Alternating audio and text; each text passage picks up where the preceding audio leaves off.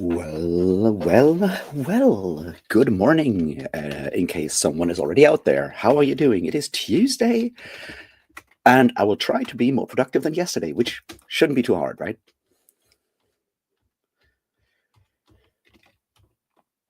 So, yeah, that's the plan for today. I hope your Mondays weren't as terrible as mine, but it was mostly self-inflicted and just being incredibly exhausted from the weekend. But you know, I did overcome that.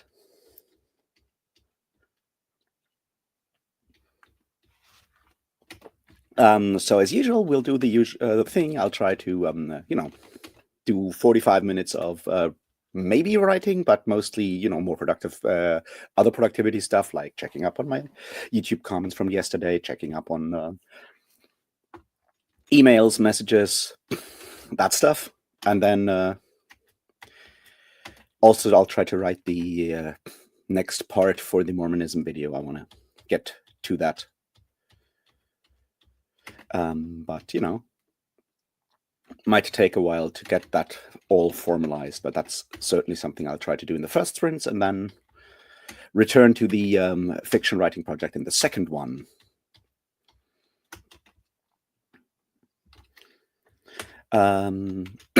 So, what are you guys planning to do? And obviously, can you still hear me and all of that? I should have checked that, right?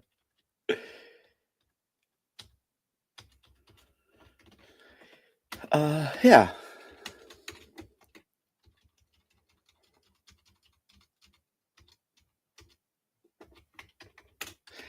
That's I guess the goal, and make more tea because I did get up earlier and then I still ended to start the stream late because I'm an idiot. But the upside is that I'm already, or downside is that I'm already like halfway through the first pot of tea. So, guess there's maybe, I need to make tea during the first sprints, which should be doable.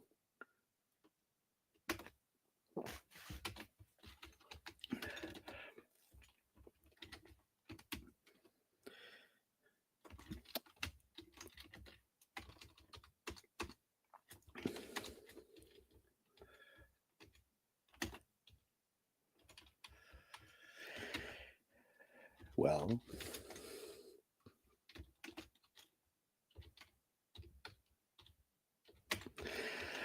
beyond that, I don't have that much to talk about this morning yet. I am going to, I mean, I have to figure out what to read next. I'm leaning towards reading The Ultimate Hidden Truth of the World by David Graeber, which comes out today. So I should be able to have it in my Audible library when I leave for the gym. So that might be just a nice change of pace from all the Mormonism stuff. Because, at some point I need to step away from that for a moment. The other thing that I have that I'm really looking forward to reading is Palo Alto, A History of California, Capitalism, and the World by Malcolm Harris. It starts with a Karl Marx quote, and that is, of course, a good sign for any kind of book. So, it's certainly an interesting, kind of look at the town and the culture of the town that is at the heart of Silicon Valley and has sort of impacted so much of our reality at this point that I think it's an interesting book to read. I don't know much more about it because I haven't read it yet.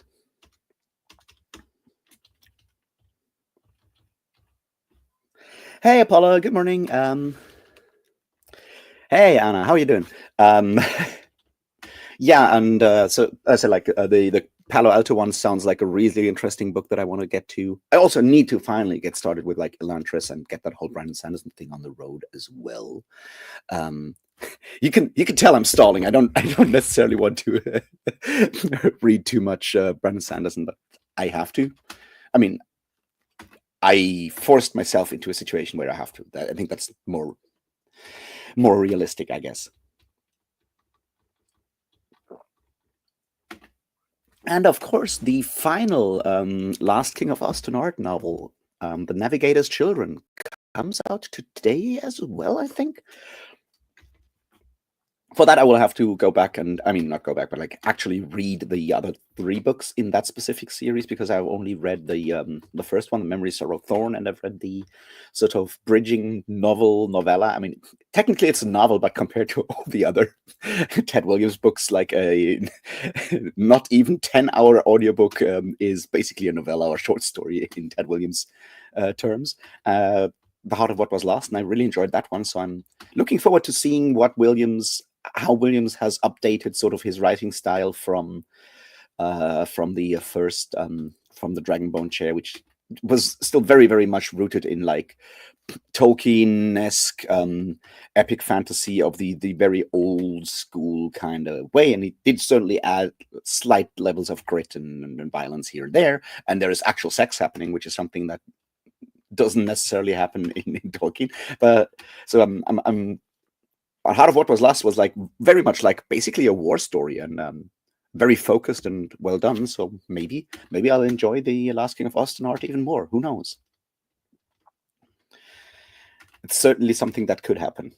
And I mean, it will definitely happen. I will definitely read it sooner or later. It's more like a question of when, because if I want to get through all those fucking Cosmere novels before the end of the year, I need to get started. Well, I should have gotten started like months ago, I guess. Who knows? It's all bad. But then I did, and this is even worse. What with that whole like Drizzt thing I did last year when I talked about all these different Drizzt Do'Urden novels, and people have been asking me if I want to do the same thing again. And then I had a terrible realization last night. There is another book series that I will have a lot of bad things to say about. That has exactly 13 books, and they all are roughly the same length as a R.A. Salvatore Drizzt Do'Urden novel. That's Left Behind by Tim LaHaye and the other guy. That weird evangelical Christian apocalypse series. So that is scaring me right now, because that would definitely fit the bill for something like these 13 Christmas videos that I did last year, winter holiday videos, whatever you want to call it. But holy shit, that would be hard work, I guess. So yeah, that's things that I realized yesterday, and need to figure out what to do with that information, I guess.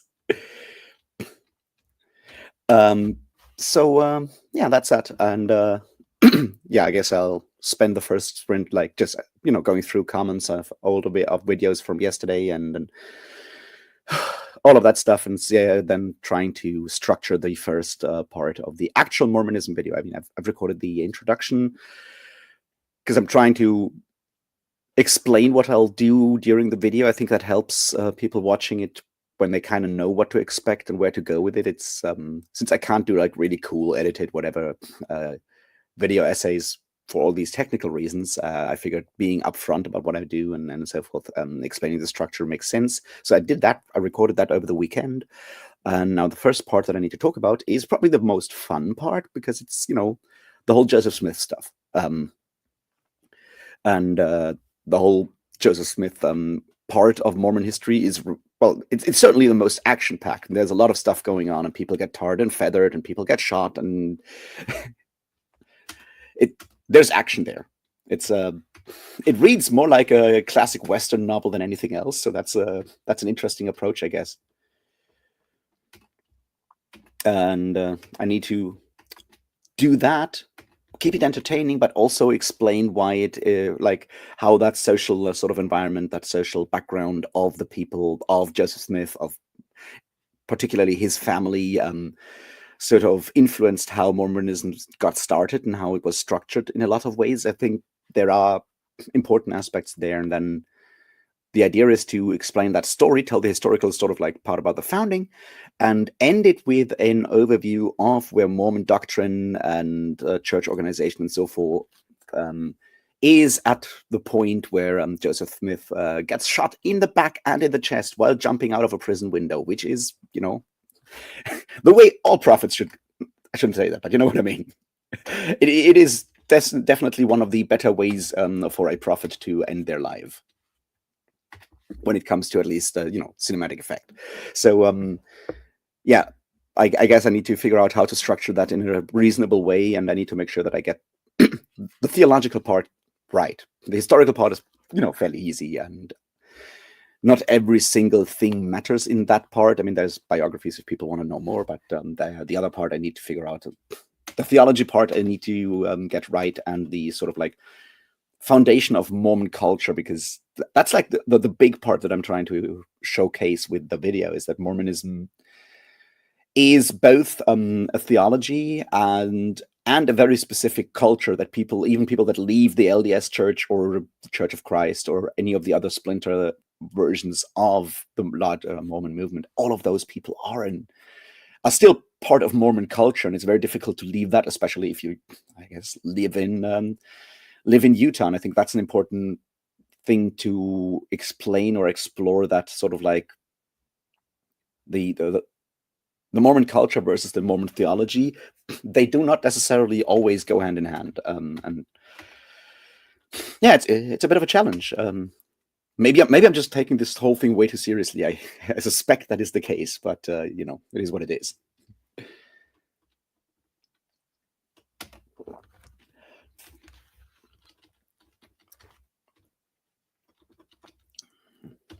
So it is 1:15. What are you guys planning to do? I mean, breakfast and then going to work, I suspect.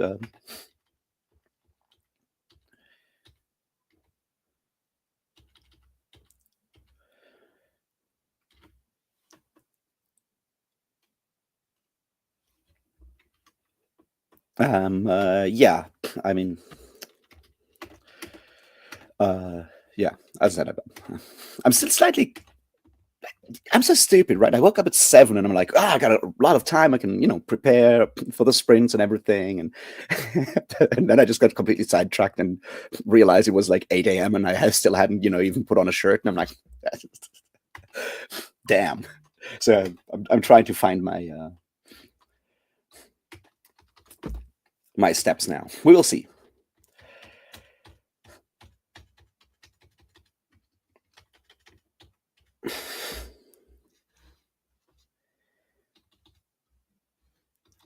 Oh, nice. A bilingual bookstore. So I suspect Spanish and English, or that sounds really cool. That is exciting.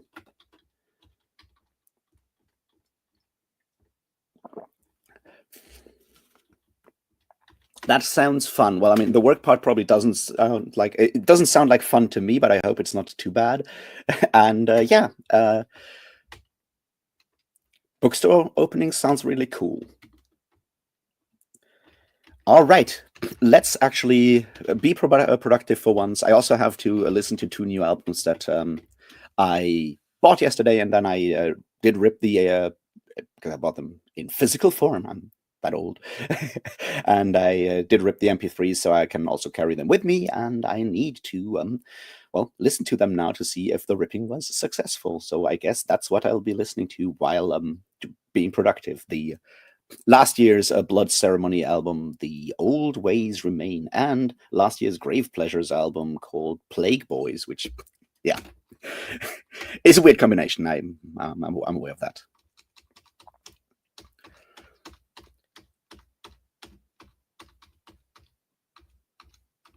All right, then let's get started, and I'll talk to you at 9.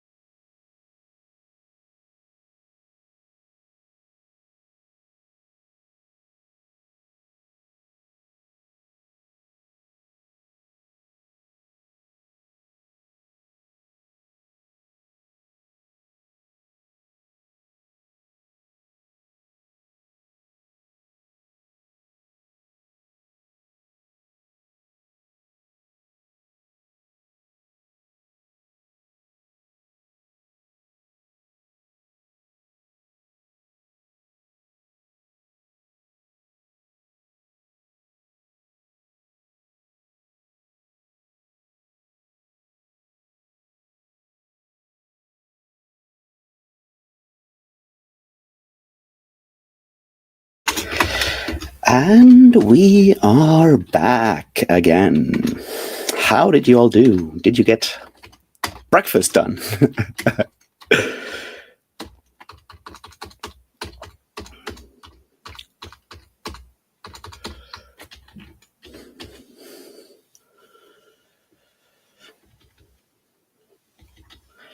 And hello, everybody's new. And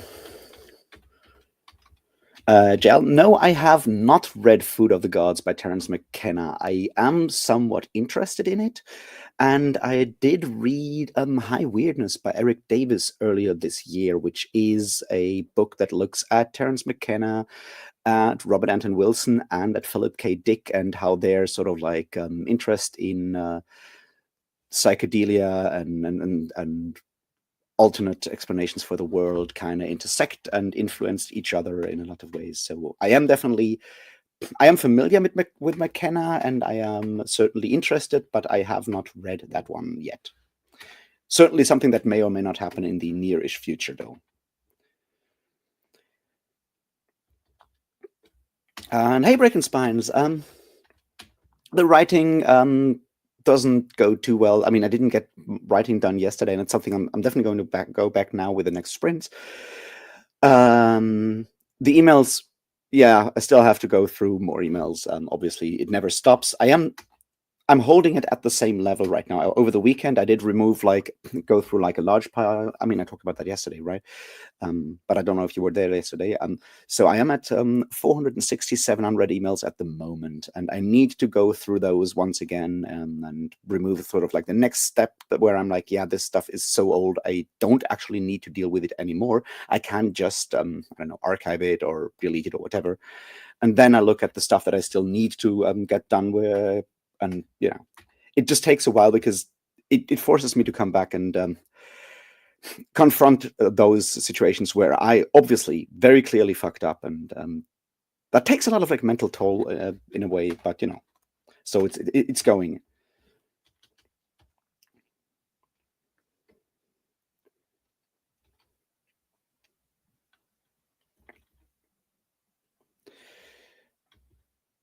I have read a bunch of Philip K. Dick books.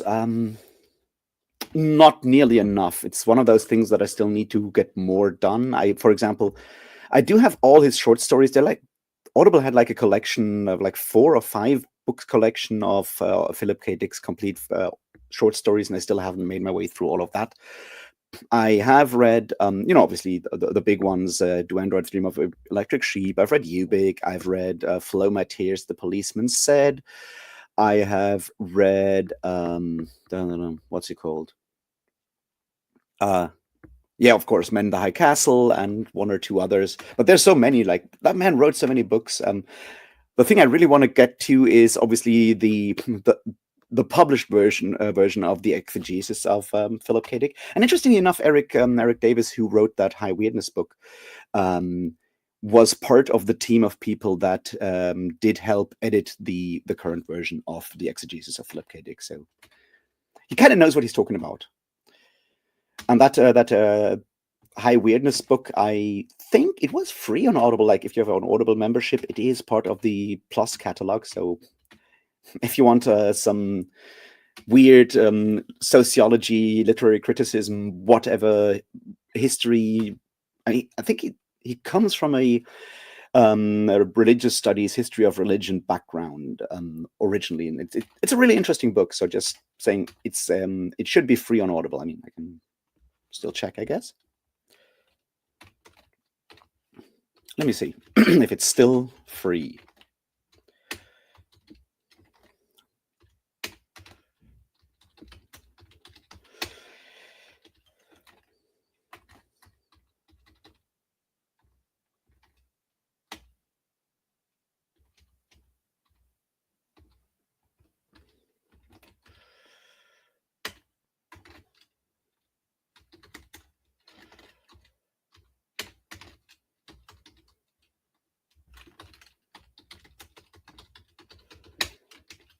And let me see.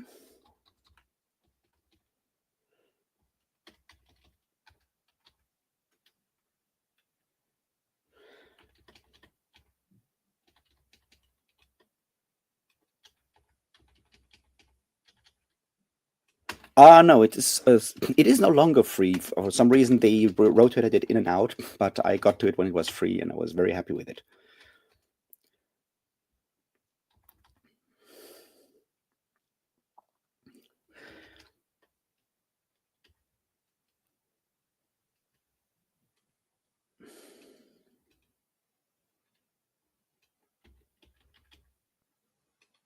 Apollo, yeah, sorry. The book is called High Weirdness by Eric Davis. I'll put it in chat so you can just type it.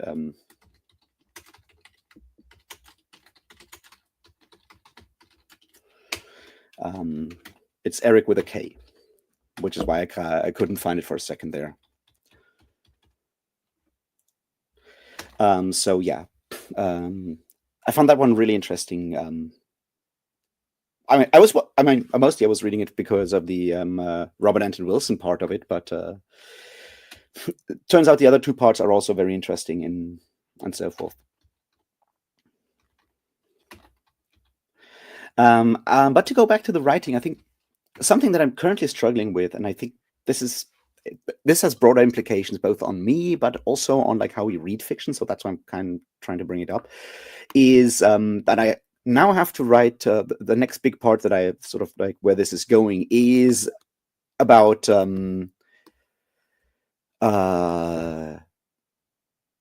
friendship, and it is about sort of like emotional intimacy and emotional closeness in a lot of ways. And that is something that I think comes kind of hard to is hard to get to for a lot of particularly men, I would say, that grew up in, say, the 90s and early 2000s, like late millennials, I guess, and before that, of course, as well. Because there's a lot of insecurity sort of tied to that, right? It kind of goes back to that whole toxic masculinity thing in a lot of ways. And I think it takes to be able to write that in a reasonable way means that I, as the writer, need to be sort of comfortable with my own emotions and need to be sort of feel secure in that. And for a lot of people, for a lot of men in particular, I think there's a lot of insecurity kind of connected to displays of emotions in emotional displays and all of that, which is super interesting because that's a new thing, right? That is not something that, if you go back in time, was there. For example, when you go and read Lord of the Rings, there's a lot of people, of men, weeping and kissing each other to as a greeting and so forth. There's a lot of like open, like physical and emotions and physical displays of emotion and affection in Lord of the Rings, for example, because Tolkien grew up in a different era than the last second half of the 20th century, I guess, in a lot of ways. And I think overcoming that or feeling secure in my emotions is something that I'm certainly struggling with. I've gotten much better at it over the years. Like 10 years ago, it would have been even harder to do that. And I think that is something that makes also reading certain books very difficult for men. It's like when you go and look out how many people are making fun of, say, romantasy and romance books on the internet right now.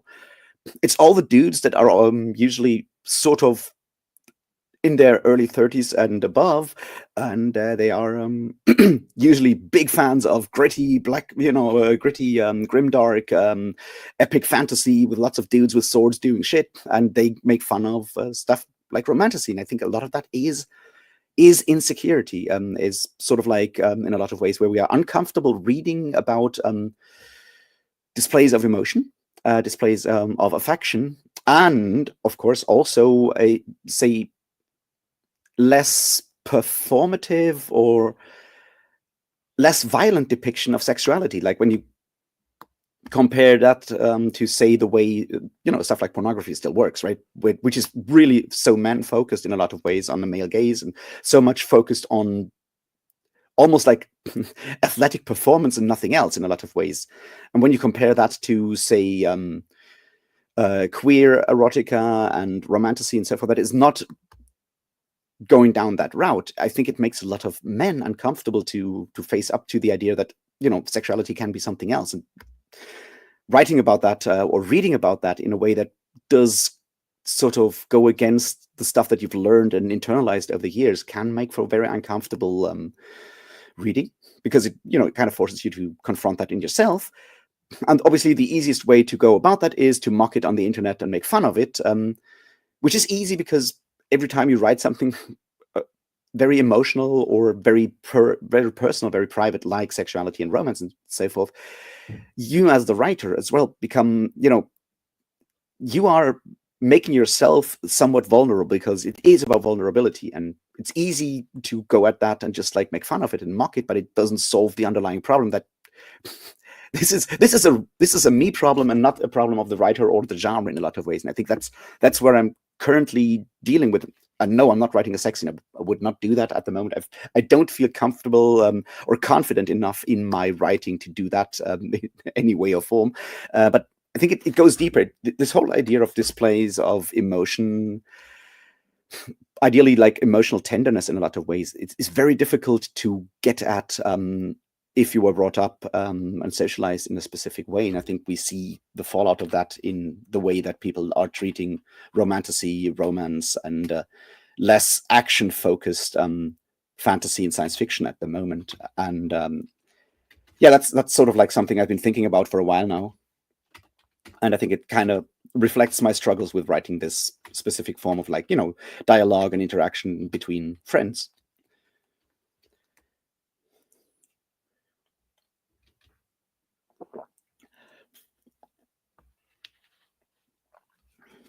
Hey, good morning, Kat. Oh, I also need to apologize. I completely forgot to send you that video thing because I was, yeah.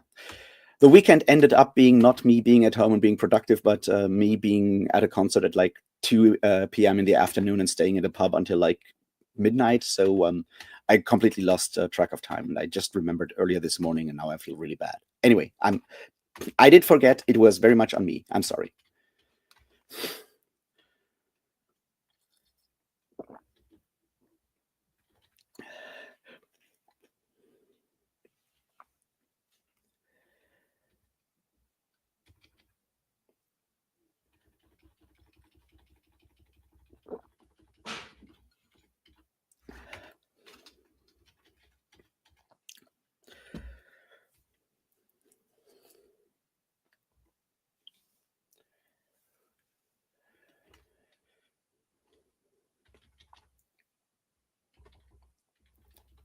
Yeah, exactly. Breaking spine. That's kind of the point. This shifted later than you might think in a lot of ways. This shifted, I guess, sometime, I guess, in the 70s, 80s, definitely 90s. I mean, if you go and look back at like late 90s, early 2000s comedies and movies and stuff that have aged incredibly poorly, with a lot of, homophobic jokes and jokes at men being emotional and so forth. I think that is very clearly I mean, I shouldn't always, put everything back and blame everything on capitalism, but I think it's certainly tied to a specific form of neoliberal individualism, where being a man, masculinity is tied to constantly succeeding, which is any form of emotion, any form of maybe giving in to emotions, or not constantly fighting to be the best at everything, of showing in any form of vulnerability is sort of seen as a weakness, and as a weakness in, the everyday life, work, whatever you want to call it, where the goal is always to be the best at everything, be on top of everything, and emotions have fallen by the wayside in that regard and have become something that we've definitely mocked in the 90s and the 2000s. I guess it has slowly shifted away from that, but that still leaves at least one entire generation that is absolutely got absolutely fucked by that sort of idea of what it means to be human in a lot of ways.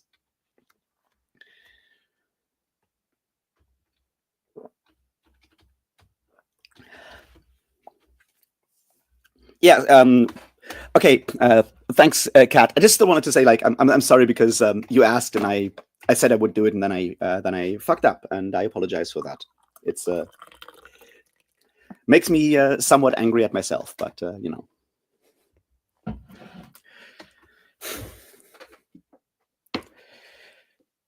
Yeah, anger is always allowed because anger is a display of violence in a lot in a different form, often like more like verbal violence, but it's still violence, and it's still sort of aggressiveness. And aggression is something that we have praised for a long time, or at least some parts of society have been told that aggression is something we need to constantly show, and that's still not over, right? I mean, just look at the kind of people that are still successful on the internet, and look at the kind of people that get voted into power. Aggression is still very popular, and anger is, part of that, is a display of aggression in a lot of ways. And, and, and the thing is, I feel like growing older, becoming somewhat more at ease with who I am and with emotions and stuff like that, does help, but it's these situations where when I have to confront myself and go like, why am I not able to incapable of writing this in a way that works, in a way that feels correct to me. And then I'm like, maybe that's because the thing that would feel correct to me because of the way I brought up is actually bad. So maybe I should try to get around that. But it's certainly a struggle, and I think it's as I said, it's something I've been thinking about a lot, especially with everyone complaining that epic fantasy is dead and that romantasy is so bad. And I'm like, I don't know, 5 years ago, 10 years ago, I would have totally been one of those people in a lot of ways. I mean, I did definitely spend a lot of time hating on Twilight when it came out, even though I didn't read it, although I did watch the first movie and stuff like that. So yeah, I hope that I have changed and have grown somewhat less prejudiced, but it's a struggle, and it's hard to kind of overcome. But yeah, what can you do? Anyway, let's try and do the second round of sprints. And this time I will try to write something more and maybe get over that specific hump of or emotional knot that I'm facing there. And I'll talk to you around 10:05, I guess. And then we'll end this and I go to the gym. And ideally read either the new David Graeber essay collection or something else.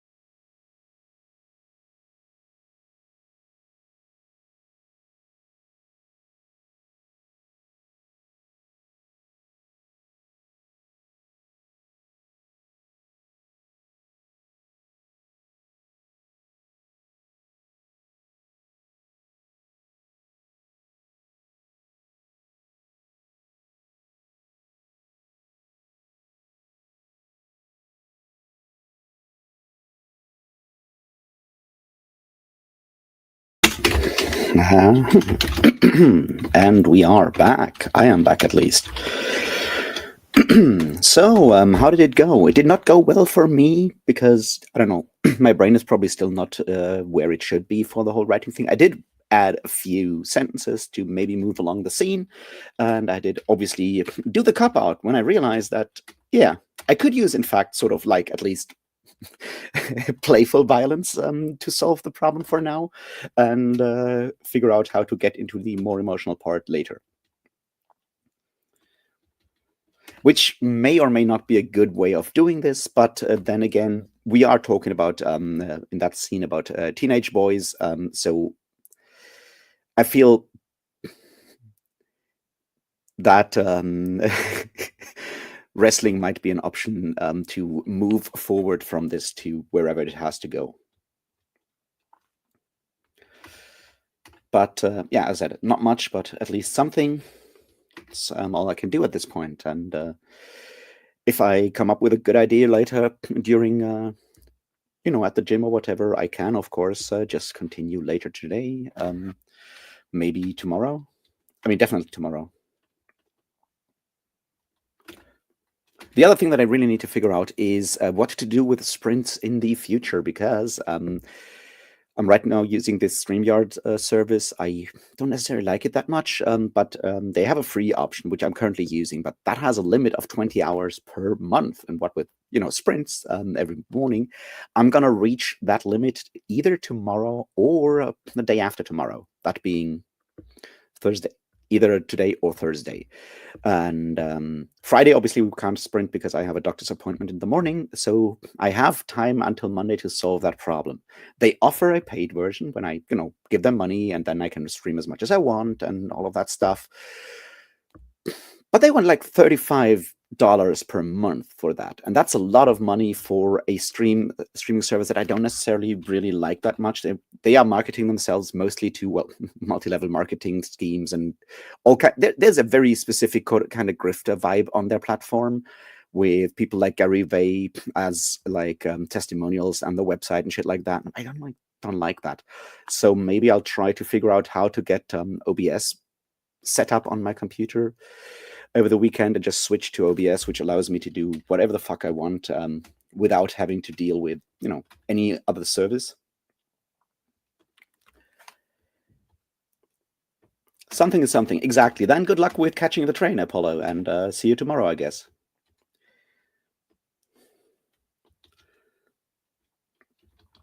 Yeah, exactly, Breaking Span. That's kind of the point. There is no deadline. I mean, I don't even know what this will turn into when it's done. So I'm okay with that.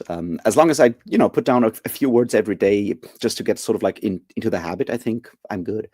But yeah, as I said, I need to figure out what to do there, because I don't want to give them $35 per month to use a streaming service with like basically no options and just, browser login. It is super easy to use, obviously, which is kind of the point, right? Their target audience is not necessarily professional streamers, but people that are trying to sell, I don't know, MLM stuff over the internet to their friends and people they maybe know on Facebook. That's kind of their real target audience. That whole thing annoys me. So if I could get OBS set up in a way that works, that would be perfect. We'll see if I can. So I hopefully can just like use this until the end of the week, and then over the weekend I have time to get the next thing set up.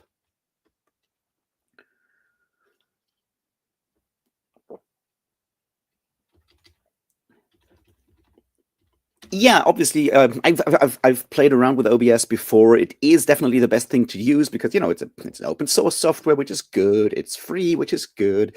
It has like it's the usual open source issue. You can do everything with OBS, but you may have to play around with it for a while to get it all set up. And one part, for example, is you need to sort of build every scene and center the camera, because you can obviously add all these other elements like layovers and all of that stuff. So you need to set up that scene basically in OBS before you can start live streaming. The problem with that is, of course, you can position these different elements on that display, basically in that scene, but only by using a mouse and pushing them around, pulling them, enlarging in images and so forth. That is something that is very difficult to do if you're using a screen reader and usually just the keyboard and not the mouse to navigate. So I guess I might have to sort of ask a friend to help me set up that first part before I can then just use it. That's one issue there. We'll see. But it would definitely give me way more possibilities later on to add all kinds of fun bits and pieces. Maybe not for the sprints in the morning, although I could probably just like add a timer there in like an easy way or something like that.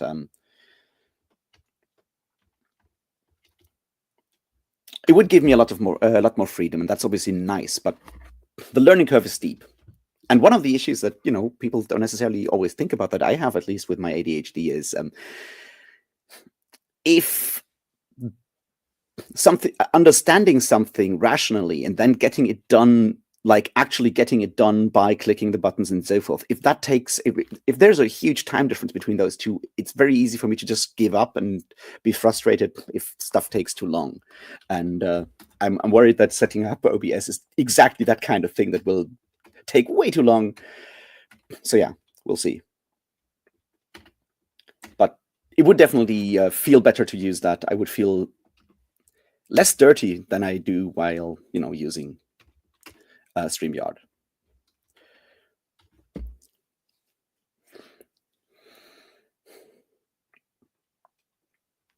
We will see. I'll play around with it and I'll let you know what happens. I mean, obviously, we'll find out by next Monday when I stream. So yeah, I'll now get to the gym. The new David Graeber essay collection, The Ultimate Hidden Truth of the World, was published today in audio, and it arrived in time. My pre-order arrived, so I can listen to that while hurting myself at the gym, which I guess is a good thing. I mean, I'm very much interested in those essays and interviews, and it's nice to have them collected, as Graeber is one of those really good people. And yeah, with all of that said, thanks for hanging out. I hope you did get something done this morning, read something, had breakfast, all of these good things. And I'll see you guys later, possibly tomorrow or later today, depending on whether I manage to record a video on the Siege of Burning Grass today or tomorrow. We'll see. So yeah, thanks everybody.